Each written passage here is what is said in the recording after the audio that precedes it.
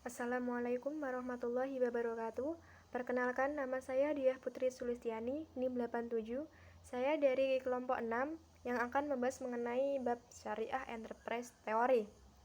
Nah, di sini saya akan membahas mengenai bab yang pertama, yakni pengertian Syariah Enterprise Theory. Nah, apa sih yang dimaksud dengan pengertian Syariah Enterprise Theory itu? Nah, jadi Islamic Enterprise Theory atau Syariah Enterprise Theory merupakan enterprise teori yang telah diinternalisasi dengan nilai-nilai Islam guna menghasilkan teori yang transendental dan lebih humanis.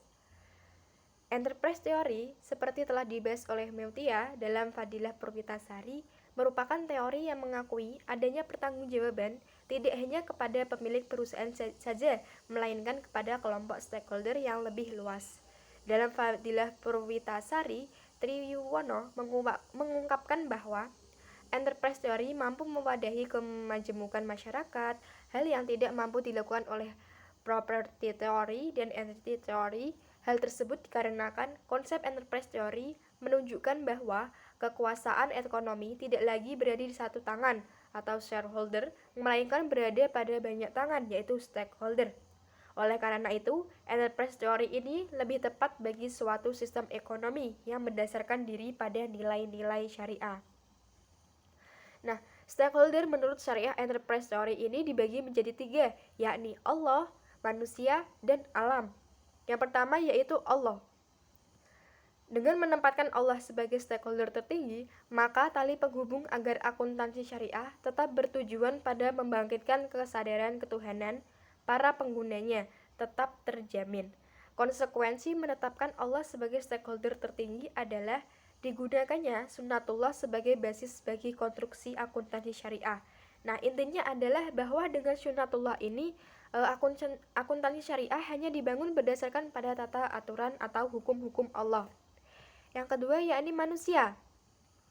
Stakeholder kedua dari Syariah Enterprise Theory ini adalah manusia, yang dibedakan antara direct stakeholder dan indirect stakeholder. Yang pertama yaitu direct stakeholder adalah pihak-pihak yang secara langsung memberikan kontribusi pada perusahaan, baik dalam bentuk kontribusi keuangan maupun non-keuangan. Karena merekalah memberikan kontribusi kepada perusahaan, maka mereka mempunyai hak untuk mendapatkan kesejahteraan dari perusahaan. Yang kedua yakni indirect stakeholder adalah pihak-pihak yang sama sekali tidak memberikan kontribusi kepada perusahaan, baik secara keuangan maupun non-keuangan. Tetapi secara syariah, mereka adalah pihak yang memiliki hak untuk mendapatkan kesejahteraan dari perusahaan. Nah, yang terakhir, yang ketiga yaitu alam. Golongan stakeholder terakhir dari Syariah Enterprise Theory adalah alam. Alam adalah pihak yang memberikan kontribusi bagi mati hidupnya perusahaan, sebagaimana pihak Allah dan manusia. Perusahaan eksis secara fisik karena didirikan di atas bumi, menggunakan energi yang tersebar di alam, memproduksi dengan menggunakan bahan baku dari alam, memberikan jasa kepada pihak lain dengan menggunakan energi yang tersedia dari alam, dan lain sebagainya. Namun demikian, alam tidak menghendaki distribusi kesejahteraan dari perusahaan dalam bentuk uang sebagaimana yang diinginkan manusia. Wujud distribusi kesejahteraan adalah berupa kepedulian perusahaan terhadap kelestarian alam, pencegahan pencemaran, dan lain-lainnya. Cukup sekian dari saya. Kurang lebihnya mohon maaf. Materi yang selanjutnya akan disampaikan oleh rekan saya. Terima kasih. Wassalamualaikum warahmatullahi wabarakatuh.